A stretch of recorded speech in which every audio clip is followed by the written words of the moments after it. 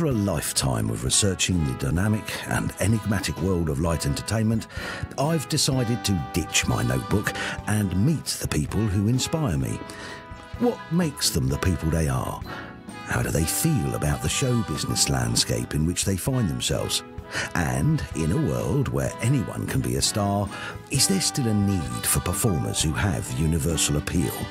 Come with me on a journey of discovery as I get a unique insight into Britain's favourite stars with a little help from my glamorous assistants. Yeah, well, I say glamorous, more like hazardous. And of course, we'll have a bit of fun along the way. Writer and comedian Jasper Carrott burst onto the comedy circuit during the mid-1970s with his unique routine mixing comedy with folk music, something which proved popular in the northern working men's clubs where he had honed his craft. By 1975, Jasper found himself with a hit single, Funky Moped, which made his popularity grow.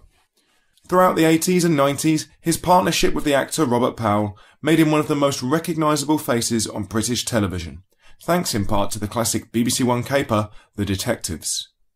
I was interested to hear stories from an unparalleled career in comedy and get his take on being back on the road. Ladies and gentlemen, Mr. Jasper Carrott. You began your professional career in the mid-1970s alongside people like Victoria Wood, Lenny Henry and Billy Connolly. Researching this period, I find it very interesting. How do you think your generation bridged the gap between mainstream variety and alternative comedy? It's a good question.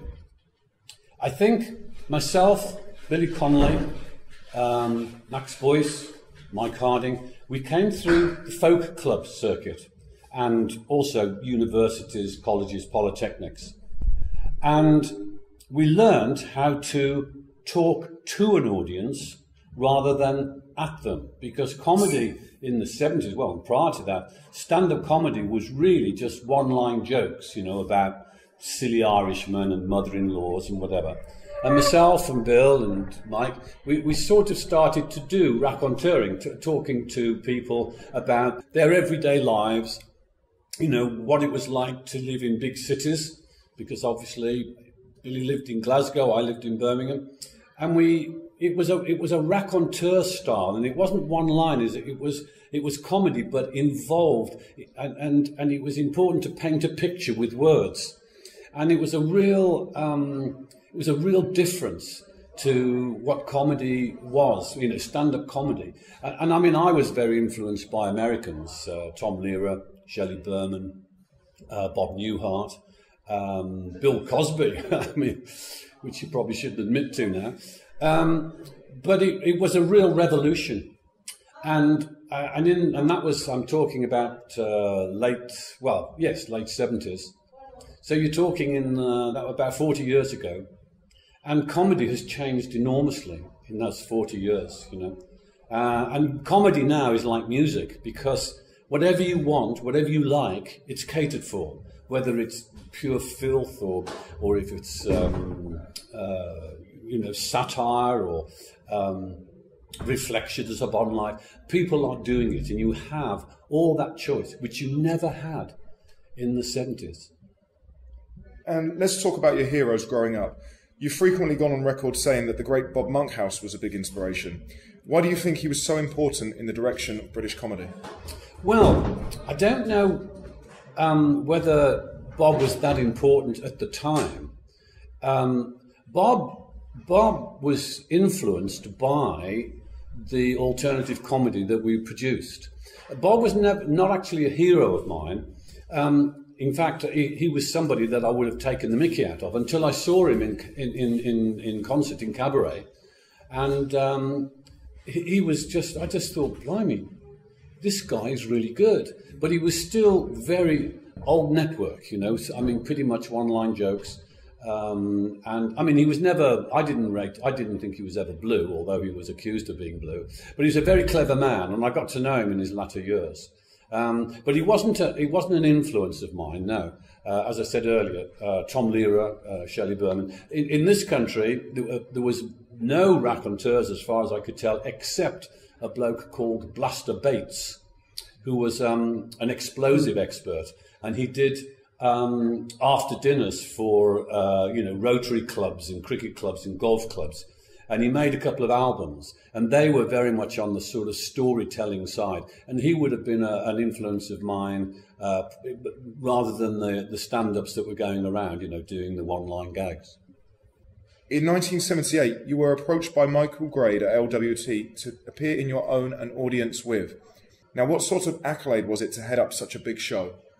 Well, at the time, Michael Grade took quite a chance. He came to see me, funnily enough, he came to see me in 1976, and I was doing a show at the Royal Shakespeare Theatre in Stratford, and the support act was Victoria Wood. And as he said at the time, he said he gave me this offer of a pilot for London Weekend, and he never even noticed Victoria Wood. I mean, amazing when you look back.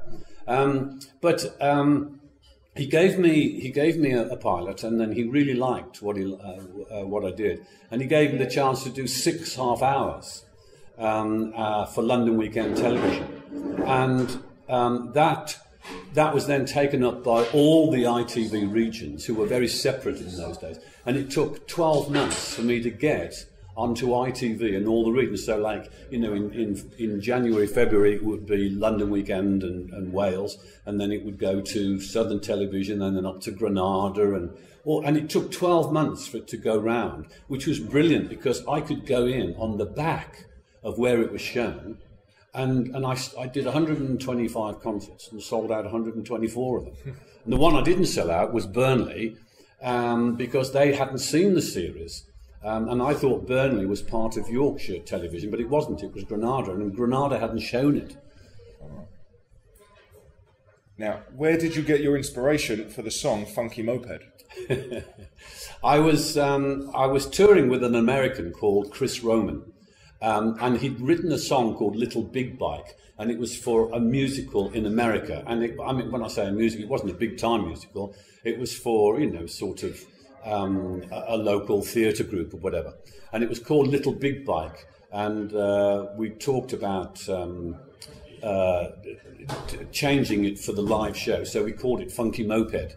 And then eventually, when the record company came calling and they wanted me to make an album, they asked me to make a single, so I did Funky Moped, and then I ran out of money, and I stuck on the back a thing called Magic Roundabout, just because it didn't cost anything, and I hadn't got any money, and because it was Magic Roundabout, that became the hit.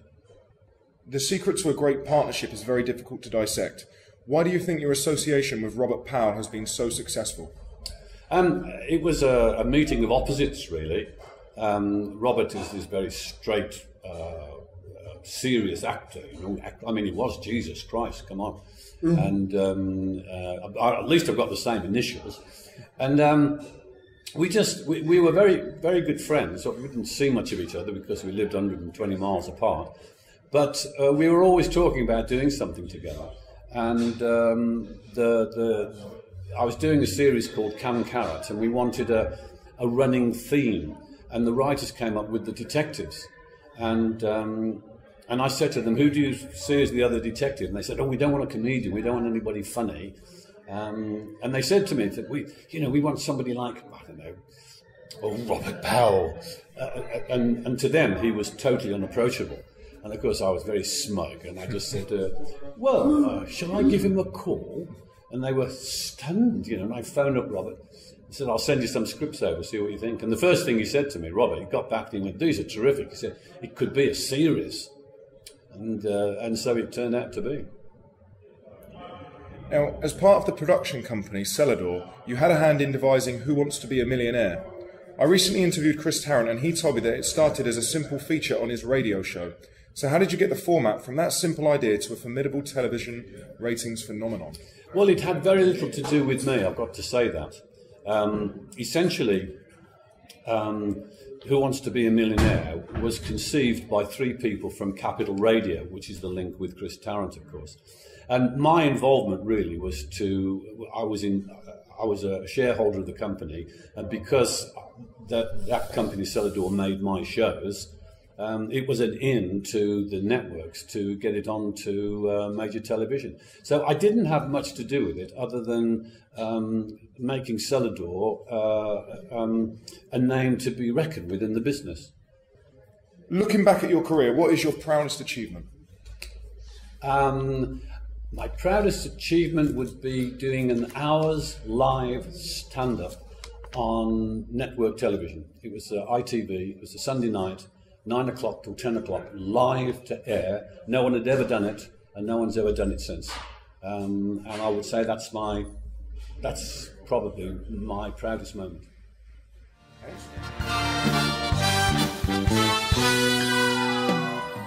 Thank you very much to our guest for being the subject of another Beyond the Title interview. If you like this, why not browse the website and see if there's anything else that takes your fancy.